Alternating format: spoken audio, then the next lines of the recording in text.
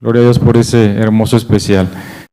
Y bueno, hermanos, estoy muy contento de haber recibido la invitación para poder estar aquí frente a ustedes y poder llevarles la palabra de Dios. Es un gran honor siempre estar frente a esta tan bonita iglesia que pues no está toda la congregación presente actualmente por cuestiones de pandemia, pero gloria a Dios que tenemos los medios digitales para poder llevar esta palabra de Dios y que todos podamos ser bendecidos. Les voy a invitar, queridos hermanos, antes de abrir la palabra de nuestro buen Dios, que inclinemos el rostro para pedir su dirección. Gloria a Dios, gracias porque nos permites vivir, porque nos da la oportunidad, Señor, un nuevo día, un nuevo sábado, porque a pesar de que no merecemos, mi Dios, aquí estamos y nos has permitido venir, nos has permitido poder tomar tu santa palabra y estudiar. Y mi Dios, me unjas con tu Santo Espíritu de manera personal, que me has dado la oportunidad de poder expresar tu palabra, que no hable yo, Señor, sino tú a través de mí, para que llevar palabras de vida a tu pueblo. Que si alguno viene con alguna dolencia, mi Dios, alguna enfermedad, que tú des las palabras necesarias, Señor, para cada una de las vidas que están representadas. Te ruego, pues, mi Dios, por tu Santo Espíritu, que pueda ser derramado en esta mañana. En el nombre de Jesús, amén. Bien, hermanos, recibí la invitación por ahí del mes de diciembre, para poder traer la palabra de Dios en esta mañana. Y bueno, dije, ¿de qué tema puedo hablar? Y hablando con mi papá, me dice, sería bueno que hablaras acerca del capítulo 5 del Camino a Cristo. Creo que es un capítulo que disfruté mucho, muy cortito, son unas 5 o 6 páginas, si mal no recuerdo. Aquí lo tengo, el Camino a Cristo. Vamos a cerrar con unas palabras de la sierva del Señor en esta mañana. Y bueno, buscando en la Biblia acerca de lo que era este tema que vamos a tratar en esta mañana, que es acerca de la consagración. Vamos a decir una consagración a medias, porque realmente nos damos cuenta de que nuestra naturaleza es de tal manera o de tal magnitud que es imposible para nosotros llevar una consagración total. Los voy a invitar al libro de Oseas, en el capítulo 6 y versículo 4, que es donde se centra el estudio de esta mañana. Vámonos al libro de Oseas. Queridos hermanos que nos ven a través de la transmisión, si tienen su Biblia a un lado, si aún no la tiene, vaya por ella. Vamos a estudiar la palabra de nuestro Dios en el libro de Oseas. Dice lo siguiente, Oseas capítulo 4, Oseas 6:4, al revés. Oseas 6:4. Y dice lo siguiente la palabra de Dios a través del profeta: ¿qué haré contigo, Efraín? Pregunta. ¿Qué haré contigo, Judá? Vuestra piedad es como nube matinal, como el rocío de la madrugada que se desvanece. Palabras fuertes. Yo considero que son palabras fuertes. De hecho, pensando en todo eso de lo que significa la consagración, realmente mi corazón se llena de mucha tristeza al verme al espejo de la situación en la que estamos, ¿sí? No estamos exentos. Es como si Dios nos hablara en este momento y que la realidad que tenía Efraín, Judá en ese tiempo, pues es la que tenemos actualmente nosotros. ¿Qué haré contigo, Efraín? ¿Qué haré contigo, Judá? Ahí está preguntando Dios a ese pueblo a través del profeta Oseas. Pues bueno, poniéndolos en el contexto histórico, déjenme contarles en qué situación histórica se encontraba el libro de Oseas, para poder entender un poco lo que esto nos trae Dios en esta mañana. Y pues bueno, el libro de Oseas, Oseas, quien escribió este libro, se cree que no lo recopiló él, pero son palabras de Oseas. Él vivió en el reino del norte de Israel. Aquí pregunta Dios, ¿qué haré contigo, Efraín? En la parte norte, porque como sabemos, se dividió Israel en 2 reinos, el reino del norte llamado Efraín o Jacob, en algunas ocasiones lo llamaban así, y el reino del sur, que era el reino de Judá. Porque por eso pregunta Dios, ¿qué haré? También dice, ¿qué haré contigo, Judá? En ese tiempo en el que se está centrado históricamente este libro de Oseas, pues fueron más o menos 25 años de historia. Y este libro está situado históricamente 200 años después de esa división que les acabo de mencionar, del reino del sur con el reino del norte. Y eso lo podemos encontrar en 1 Reyes 12. ¿Quién reinaba en ese tiempo? Era Jeroboam II. Y si sabemos la historia, bueno, lo vamos a profundizar ahorita, pero en 2 Reyes 14 al 17 nos habla acerca de la historia de este rey de Jeroboam II, que sabemos que fue uno de los peores reyes que ha tenido Israel. En esa situación en la que estaba el pueblo de Israel en general, todo Judá y lo que era Efraín, pues bueno, fueron destruidos, fueron sitiados, fueron saqueados por el imperio asirio que destruyó a Israel en el año 722 a.C. Fueron estos 25 años de historia en la que se describía todo esto que les estoy mencionando. Vamos a ir desglosando qué referencia nos da este libro de Oseas, qué es lo que nos da a entender Dios a través de este libro de Oseas. Y los primeros 3 capítulos nos hablan acerca del matrimonio de Oseas y Gomer. Si nos vamos ahí un poco a la historia, esa parte de Oseas, así de manera rápida, nos habla la historia de ese matrimonio. Los profetas eran personas que a lo mejor, bueno, yo digo que sobre todo Oseas, una persona que a lo mejor en este tiempo o en ninguno podríamos llegar a entender su mente, ¿no? Porque si nos vamos al libro de Oseas, en el capítulo 1, nos vamos ahí al capítulo 1, en los primeros versículos, leo desde el primer versículo, dice, acompáñame, capítulo 1 del libro de Oseas, dice, palabra de Jehová dirigió a Oseas, hijo de Beri, en días de Usías, Jotam, Acaz y Ezequías, reyes de Judá, y en días de Jeroboam, hijo de Joás, rey de Israel. Comienzo de la palabra de Jehová, habló por medio de Oseas, dijo Jehová a Oseas, ve, toma por mujer a una prostituta y ten hijos de prostitución con ella, porque la tierra se prostituye apartándose de Jehová. Qué complicado, ¿no? Qué complicada orden que le haya dado Jehová a Oseas. Ve, dice aquí, toma por mujer a una prostituta y ten hijos de prostitución con ella.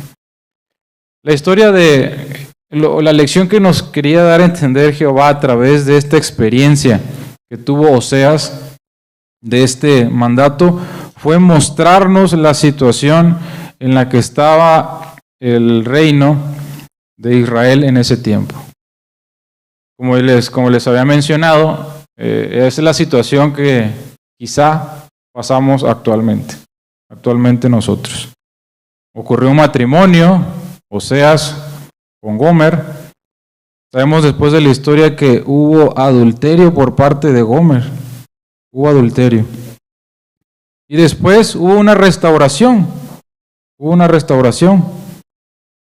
Porque más adelante sabemos que menciona la palabra de Dios que Dios le dijo a Oseas que fuera con Gomer nuevamente, ¿verdad?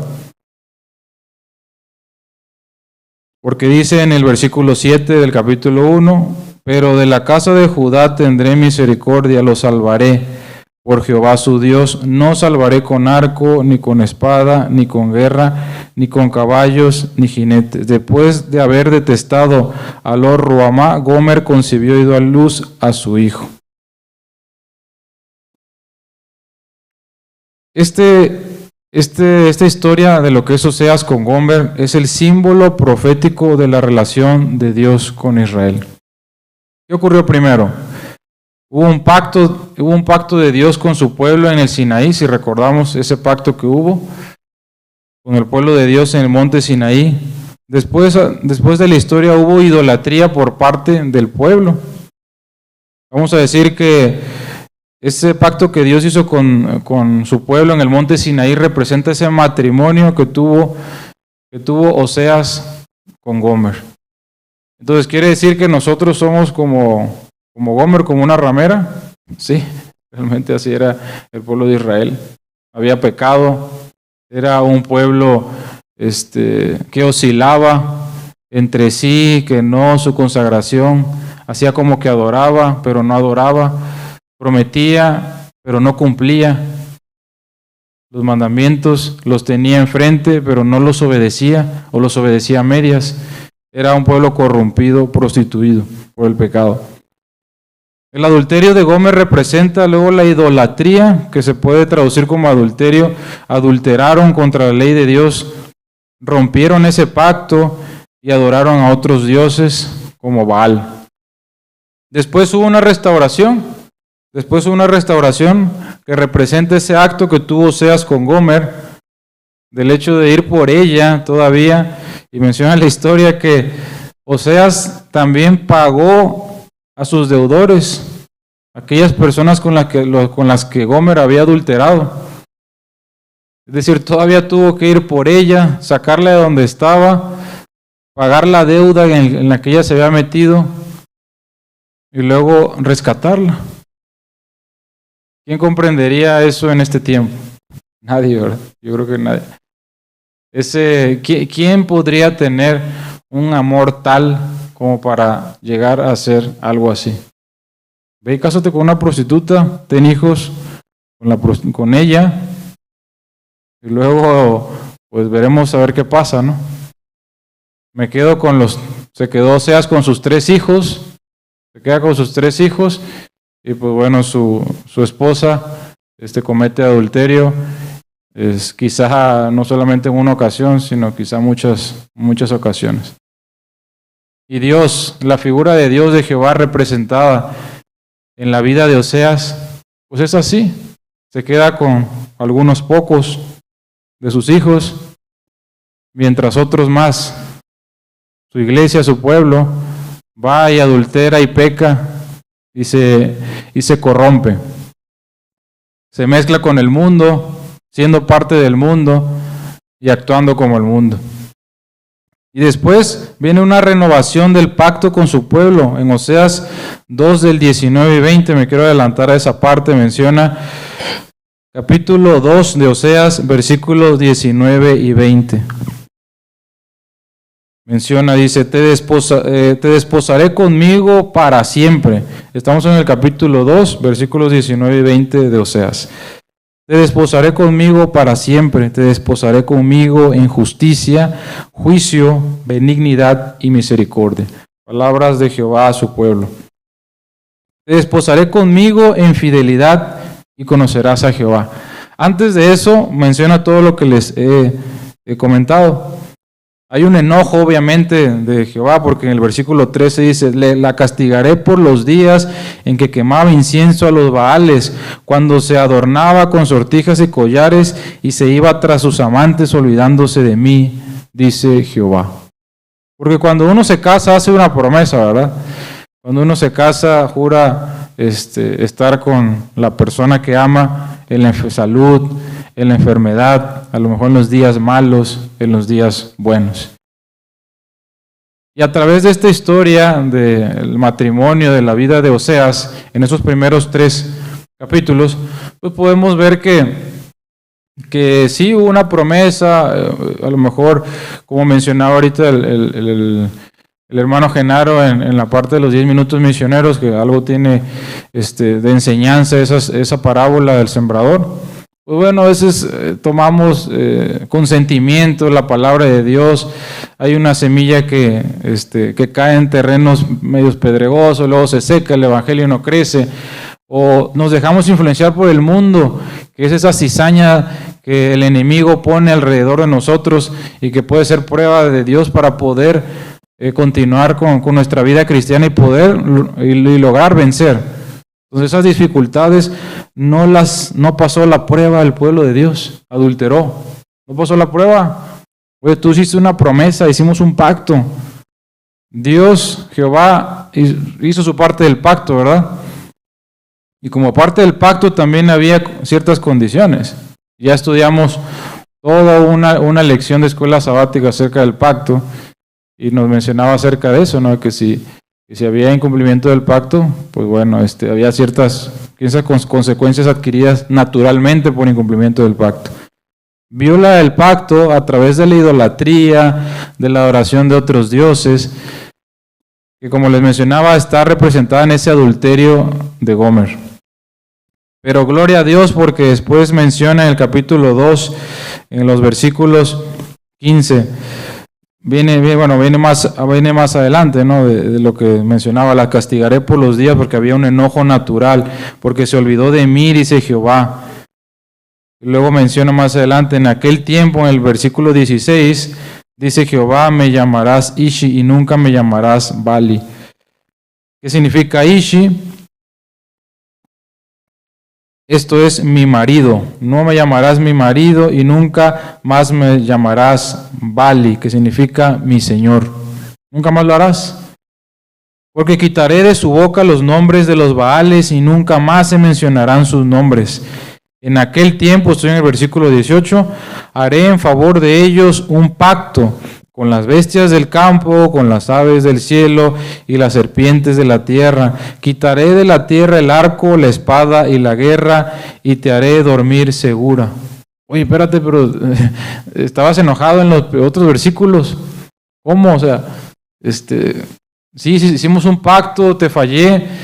Aquí dices en el versículo 13 que me vas a castigar porque quemé incienso a los Baales, porque adulteré, cometí idolatría, incumpliendo ese pacto que habías hecho conmigo. Porque me iba tras mis amantes olvidándome de ti. Entonces, no entiendo por qué dice aquí más adelante, te haré dormir segura, a pesar de todo. Y eso estaba en mi cabeza dando vueltas cuando estaba estudiando este sermón, y la verdad me preguntaba, ¿qué tiene que pasar para poder tener una consagración tal, para devolverle al menos un poco de lo que Dios nos da? Y también me preguntaba, ¿cómo no podemos amar a alguien que nos ama tanto? ¿Sí? ¿Cómo no podemos llegar a lo mejor a enderezar nuestras vidas, a tener una consagración tal, sabiendo que Jehová nos amó desde el principio, desde que antes de que naciéramos, nos sigue amando, y a pesar de que cometemos esos errores, Él está ahí fiel con nosotros, nos permite vivir, a pesar que a veces ni nos acordamos de Él, no adulteramos. Y hay una restauración que mencionábamos en el versículo 19. Te desposaré conmigo, repito, capítulo 2, versículo 19. Te desposaré conmigo para siempre y te desposaré conmigo en justicia, juicio, benignidad y misericordia. Te das cuenta que te dice, me voy a olvidar de todo lo que hiciste. Voy a olvidarme, yo te voy a sanar. Yo voy a sanar todo eso que tú hiciste. Te desposaré conmigo en fidelidad y conocerás a Jehová. En aquel tiempo yo responderé, dice Jehová, versículo 21, responderé a los cielos y ellos responderán a la tierra. Wow. Eso es lo que nos menciona en este primer contexto histórico, para que entendamos cuál es el propósito fundamental del libro de Oseas. Es poner en el contexto esa situación en la que estaba el pueblo de Israel, lo que hizo Jehová con este pueblo idólatra, este pueblo que lo honraba a lo mejor de labios, que a lo mejor presentaba, inclusive menciona en la historia que estuve leyendo en el contexto histórico, inclusive utilizaban los mismos templos para adorar a Dios y adorar a otros dioses. Hacían adoraciones como si fueran mixtas o algo así. Es el contexto histórico de esta parte. Y En este contexto podemos resaltar nuestra superficialidad, vamos a decir, nuestra superficie. Esa forma, esa capita tan delgada, a lo mejor esa parte superficial en la que estamos actuando, es una frivolidad que a veces tenemos para poder consagrarnos de manera correcta a nuestro Dios. Frivolidad que también actúa en nuestra, más bien que representa una parte importante de nuestra actitud. Y buscando la definición de frivolidad encontré que es algo que no concede, cuando no concedemos, una persona frívola es una persona que no concede a las cosas la importancia que se merecen, que no las hace con seriedad, con sentimiento o el interés que se requiere, y solo piensa en el aspecto divertido o lúcido de la vida. A lo mejor no tomar las cosas en serio, tomar las cosas de manera superficial, como decir, hacer un trabajo chambón, ¿no? Hacer un trabajo chambón, hacer las cosas al ahí se va, o para sacarlas o para cumplir. Entonces, hemos llegado a ser como este pueblo superficiales. O pregunto, ¿tenemos esa superficialidad, esa frivolidad? ¿No le damos a las cosas de Dios el lugar, la importancia, el interés, el compromiso que se merece? Esa frivolidad nos ha llevado a cambiar nuestra actitud al cómo atender de manera correcta las cosas que Dios nos ha dado. Así sea a lo mejor por así decirlo, no sé, no podemos a lo mejor comparar, pero así sea un puesto pequeño que Dios nos haya dado, así sea un cargo, así sea una responsabilidad, un propósito. Es una pregunta que todos debemos hacernos de esa manera. Y esa actitud se traduce en el comportamiento, esa actitud se traduce en acción, esa actitud se traduce en disposición. El hecho de que el pueblo de Israel en aquel tiempo, esa tribu de Efraín, ese pueblo llamado Efraín o Jacob, haya cometido esos actos viles, esa idolatría, ese adulterio representado en Gomer, pues quizá después se le hace fácil no seguir la ley de Dios. ¿Cuántas veces, no sé si a todos nos ha pasado, de que por las prisas, a lo mejor por el trabajo, a lo mejor por la escuela, a lo mejor por la familia, o situaciones en las cuales hemos sabido, a lo mejor estamos en una situación de tener, a lo mejor tu pareja no es de la iglesia, a lo mejor ha pasado el tiempo y tu familia se convierte, o más bien no forma parte de tu iglesia, nacen tus hijos, nacen tus nietos y todavía no se ha podido, a lo mejor has luchado y no se ha podido llegar a que tu casa completa sea parte de la iglesia adventista. ¿Cuántas veces hemos puesto a lo mejor nuestro trabajo? A veces salimos corriendo. No, a mí me pasa. Yo soy el primero, como decía Pablo. A mí me pasa que a veces salgo corriendo, voy dentro a las 8 de la mañana y me levanto rápido, me baño, ni desayuno, me voy corriendo, ¿no? Y me cuesta mucho trabajo porque siempre ahí platicando con Adriana, con mi esposa, siempre le digo, yo quiero levantarme todos los días a las 5 de la mañana, hago ejercicio, me baño tranquilo, desayuno, hago mi devoción, pero a veces por las prisas o por todas las ocupaciones que hacemos, no le damos a Dios el lugar que se merece. Quizá tenemos la intención, pero podemos llegar a ser frívolos, a cambiar nuestra actitud, a acostumbrarnos, o vamos a decir a mal acostumbrarnos, a dejar de lado eso que es más importante que cualquier cosa. Consagrarnos a Dios todas las mañanas, tener esa acción, esa disposición. Si me dan un cargo, sí, con mucho gusto. Si hay algo que hacer para la iglesia, para la obra, para el trabajo de Dios, hacerlo con gusto. Y hay una reacción al mensaje de Dios, naturalmente. Si somos superficiales, podemos volvernos frívolos.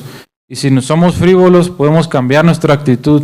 Y si cambiamos nuestra actitud, tenemos una reacción al mensaje de Dios que quizá puede no llegar a ser positiva, ¿verdad? Esa reacción al mensaje de Dios va a influir en nuestro tiempo, va a influir en nuestra persona y en nuestro espacio. Como cuando hacemos primeros auxilios. Todos los que saben de primeros auxilios, cuando una persona a lo mejor cae en estado de inconsciencia, lo primero que tienes que hacer es verificar el lugar que sea seguro. Una vez que el lugar esté seguro, pues tienes que orientar a esa persona en 3 cosas: en tiempo, en persona y en espacio. ¿Dónde estás? ¿Cómo te llamas? ¿Y en qué año vives? Porque si te dice, pues soy Benito Juárez, estoy en 750 antes de Cristo y estoy en otro lado, no sé, pues ya puede eso llegar a suceder. Entonces esa persona está, necesita atenderse con urgencia, ¿no? Entonces, esto puede llegar a influir en el tiempo que le dedicamos a Dios, en nuestra persona y en el espacio especial que le dedicamos a nuestro Dios. Y también podemos llegar a tomarlo con liviandad.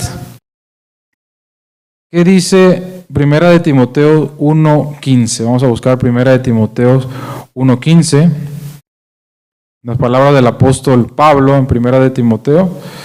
Voy a marcar aquí para que no se me pierda la cita. Primera de Timoteo, capítulo 1, versículo 15.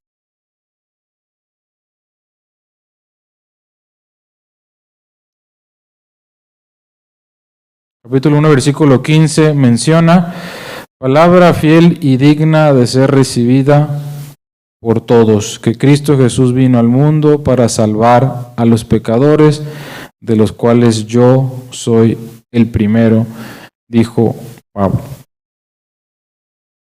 A veces tomamos con liviandad y aprobamos el hecho de que somos pecadores. O sea, a veces sin encarar directamente el problema, decir, pues soy pecador y siempre voy a ser así y no puedo contra esa naturaleza.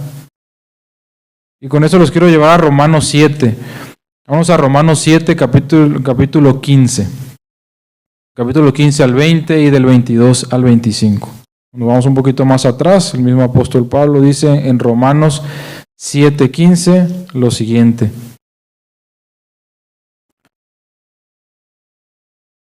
Bueno, desde el 14, hablando acerca del pecado, de la ley, dice: sabemos que la ley es espiritual, pero yo soy carnal, vendido al pecado.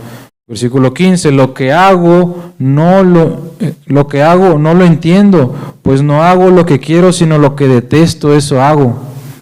Y sigue hasta el versículo 20, vamos a leer: y si lo que no quiero, esto hago, apruebo que la ley es buena.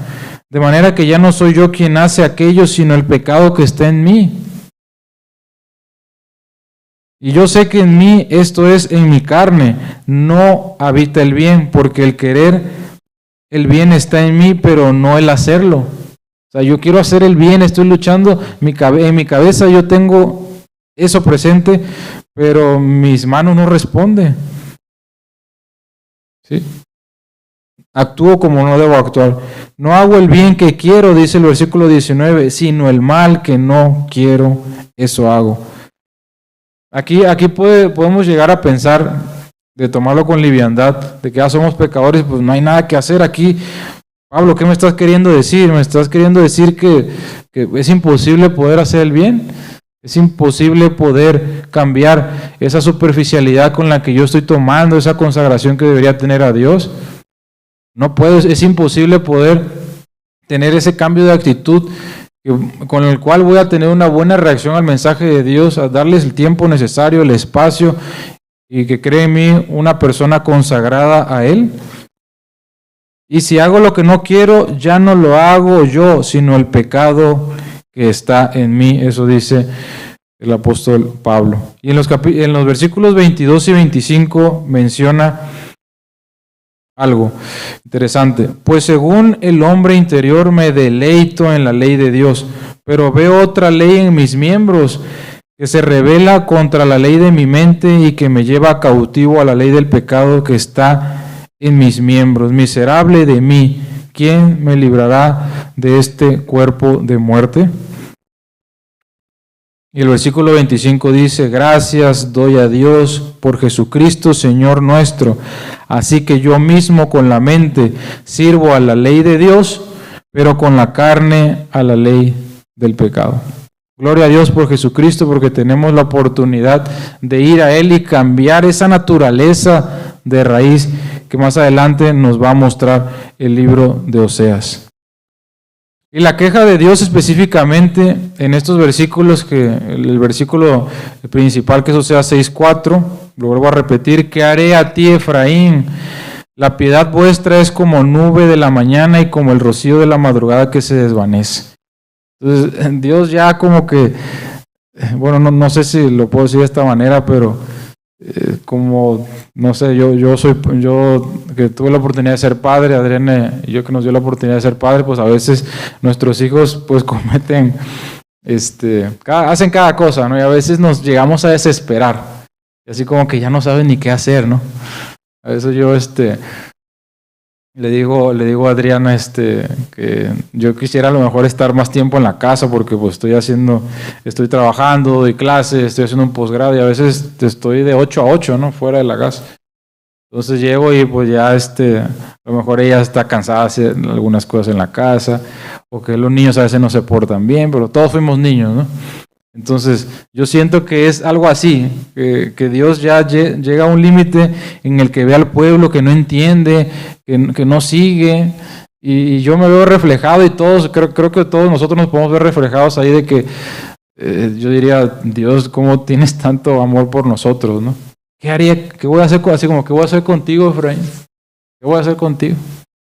Y dice, la piedad vuestra es como la nube de la mañana. O sea, te digo una cosa ahorita y haces otra. Parece que te estoy diciendo que, como decimos nosotros los papás, ¿no? Ya sabes, te acabo de decir esto y lo hiciste, ¿no? Entonces, ese amor tan grande que Dios nos tiene, ¿no? Y esa es la queja de Dios, que Efraín era volátil.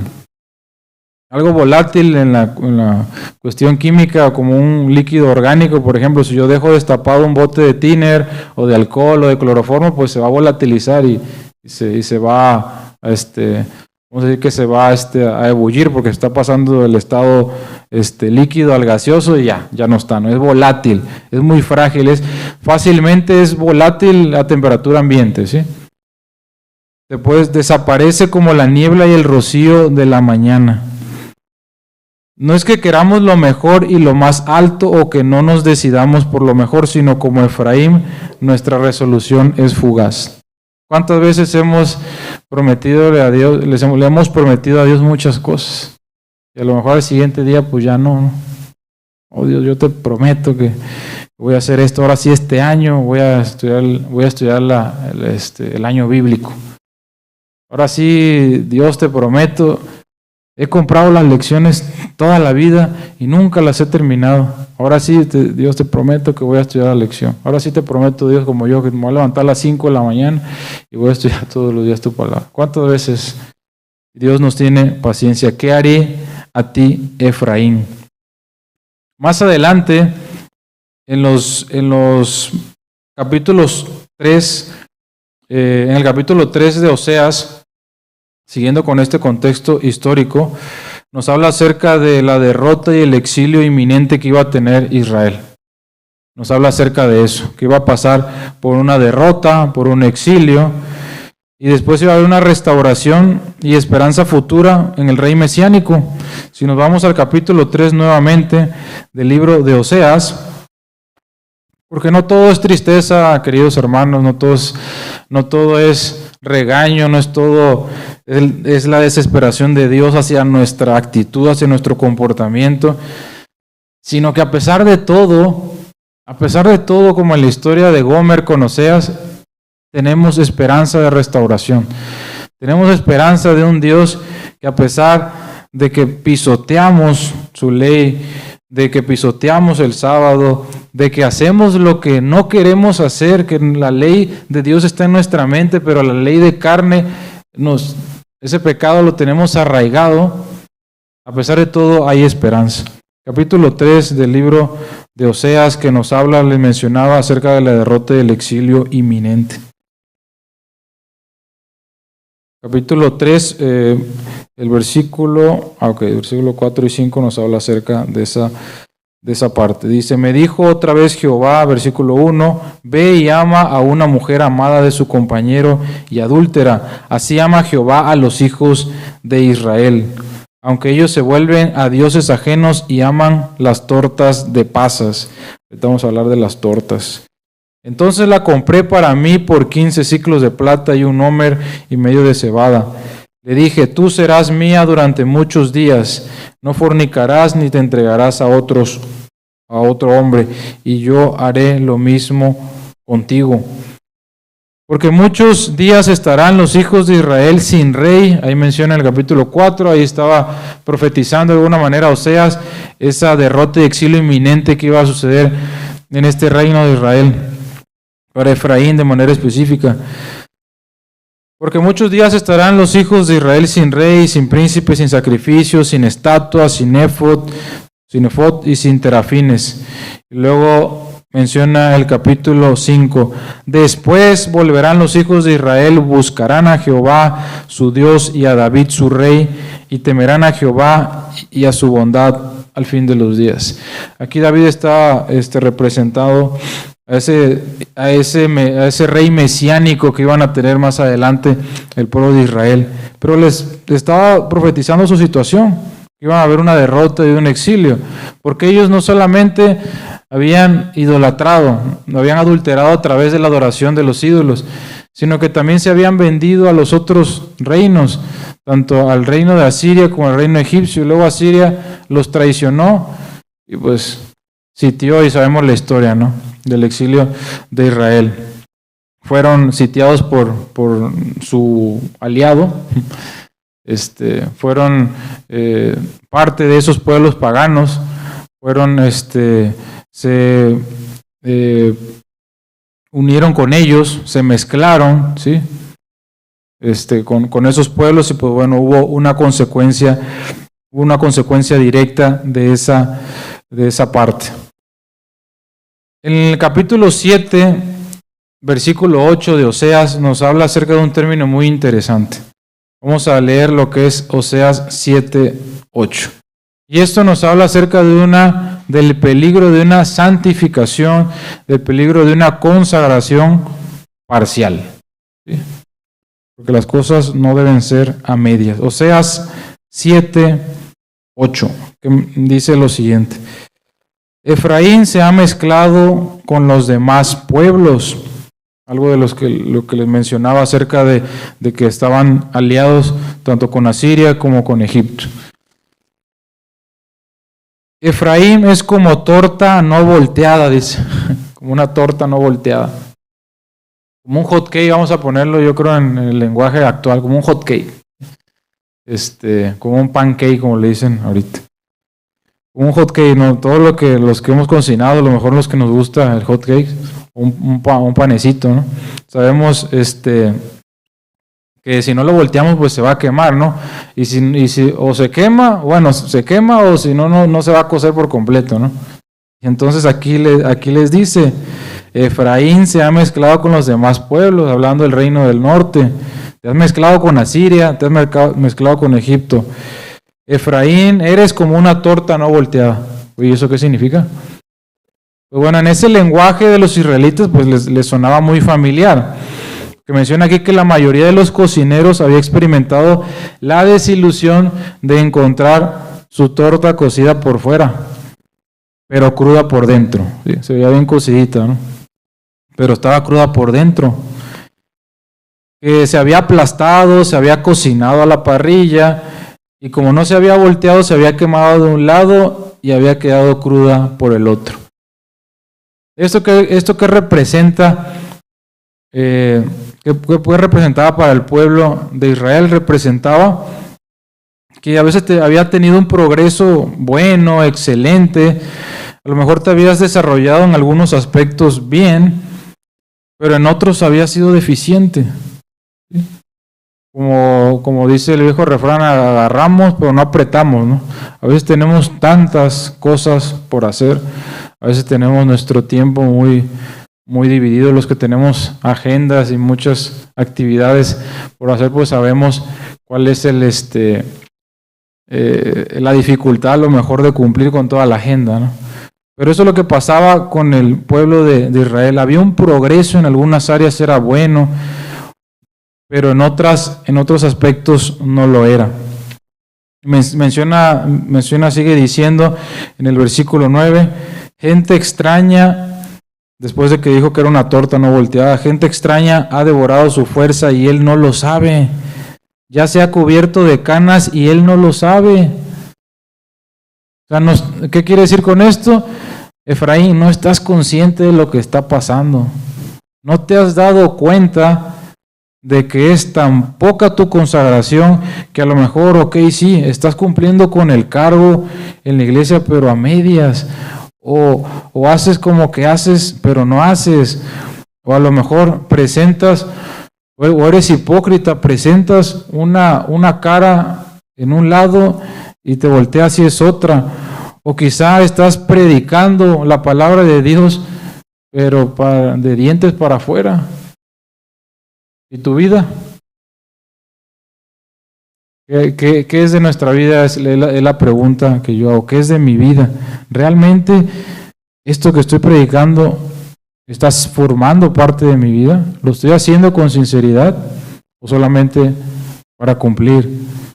Hablando de las canas que aparecen en un momento sin darnos cuenta, sin nosotros solicitarlo, de repente ya tenemos canas. Menciona ahí, gente extraña se ha devorado su fuerza y él no lo sabe. Ya se ha cubierto de canas y él no lo sabe. La soberbia de Israel testificará en su contra. Estamos en el capítulo 7, versículo 10.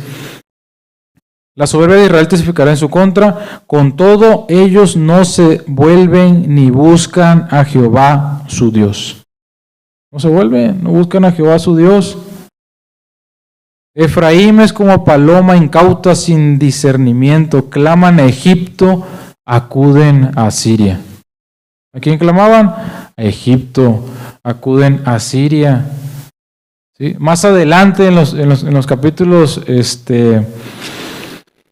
en los capítulos 12 y 13 de Oseas, ya me queda poco tiempo, pone el panorama Oseas para el pueblo y habla acerca de la traición y mentira de Jacob, habla acerca de la rebelión de Israel en el desierto, cuando Moisés, en Números, habla acerca de la elección de Saúl como rey de Israel, porque ellos querían rey, ¿verdad?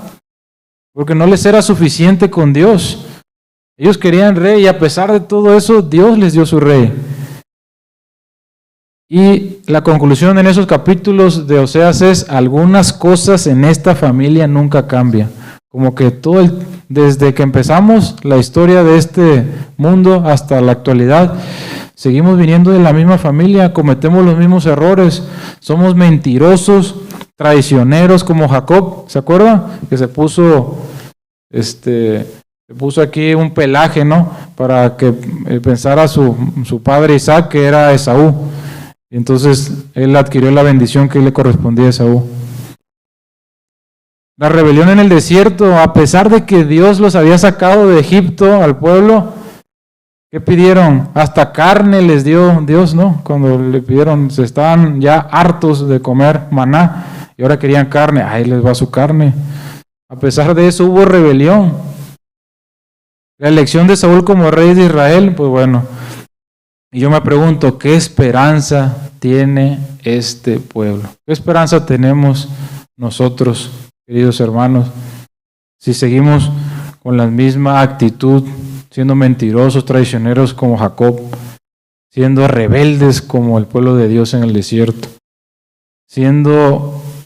creyendo que es insuficiente Dios para nosotros y a veces, como una ocasión que platicábamos con una prima de Adriana y le preguntaba yo del segurito, ¿no? Que se ponían aquí las mujeres cuando estaban embarazadas. Yo nunca lo había visto, ¿no? Allá en el sur al menos no se acostumbra. Y no, pues ¿para qué es el segurito? No, es para, pues ahí me explicaba más o menos que tenía relación la luna y algo así, ¿no? Y pues bueno, una de ellas le mencioné, pero pues no es necesario, o sea, Dios cuida a tu bebé, ponlo en las manos de Dios. Sí, sí, o sea, yo confío en Dios, pero por si acaso, decía, pero por si acaso. Entonces, yo decía, pues no confías en Dios lo suficiente, ¿no? Entonces, ¿no les es suficiente con Dios? Bueno, pues es que queremos un rey. ¿Sí? Queremos algo visible. Y bueno, me queda poco tiempo, ya terminó el tiempo. Y quiero terminar con esto. Ya vimos la parte cruda, la parte complicada, la parte triste de nuestra situación. Y voy a cerrar con la esperanza que tenemos en el futuro que nos menciona Oseas 11, versículos 3 y 4. Porque somos una torta no volteada, cruda, ¿verdad? ¿Qué va a hacer con nosotros Dios? Recuerden. ¿Qué voy a hacer contigo, Efraín? ¿Qué voy a hacer contigo? No quiero poner nombres porque no quiero señalarlo. ¿Qué voy a hacer contigo, Memo? Dice Jehová. Y hasta me dan sentimientos, hasta me dan ganas de impotencia, ¿no? De llorar de impotencia porque no podemos sin Dios. Pero hay esperanza. Versículos 3 y 4 del capítulo 11 de Oseas. Dice, con todo yo enseñaba a andar a Efraín tomándolo por los brazos, mas ellos no comprendieron que yo los cuidaba como un padre amoroso. Este es un panorama en el que Dios fue un padre amoroso. Con cuerdas humanas los atraje, con cuerdas de amor fui para ellos como los que alzan el yugo sobre su cerviz. Luego dice el versículo 7, lo que hicimos nosotros, ¿cuál fue la respuesta a ese amor que Dios nos dio? Ese incumplimiento, versículo 7. Mi pueblo está aferrado a la rebelión contra mí, aunque me llamen el Altísimo, ninguno absolutamente me quiere enaltecer. Entonces, ahí hay una reacción, hay un conjunto de sentimientos que Dios tiene. Está contento al principio, amoroso, luego está enojado porque el hijo, el pueblo es rebelde, y luego en el versículo 8 entra la compasión de un Dios de amor que no podemos llegar a comprender. ¿Cómo podré, después de eso dice, cómo podré abandonarte, Efraín? Te entregaré yo, Israel, yo te voy a entregar a tus enemigos. ¿Cómo podré hacerte como Adma o dejarte igual que a Zeboim? Mi corazón se conmueve dentro de mí, se infla toda mi compasión. No ejecutaré el ardor de mi ira, ni volveré a destruir a Efraín, porque Dios soy, no hombre, soy el santo en medio de ti, y no entraré en la ciudad. Entonces, ese es el amor que Dios nos tiene. Y finalmente termina este libro de Oseas, después de poner el panorama en la vida de Oseas, de ver cómo el pueblo de Israel erró, de cómo Oseas nos presentaba el contexto histórico de que la familia de Israel es un fracaso total. Pero gloria a Dios que tenemos esta nota final que dice Oseas 14:9, que esta nota la termina el que recopiló este poema, esta parte poética de Oseas, y dice lo siguiente, queridos hermanos. Pregunta, ¿quién es sabio para que sepa esto y prudente para que lo comprenda? Porque los caminos de Jehová son rectos. Por ellos andarán, ¿quiénes? Los justos, mas los rebeldes caerán en ellos. Mi deseo y mi oración en esta mañana, queridos hermanos, es que podamos hacerlo primero, andar por los caminos de Jehová y buscar ser rectos a pesar de nuestra idolatría, de nuestro adulterio, del incumplimiento, de nuestra rebelión, y tomar con fuerza esa esperanza que Dios nos da, que podemos andar en sus caminos y no ser rebeldes para caer como ellos. Dios los bendiga.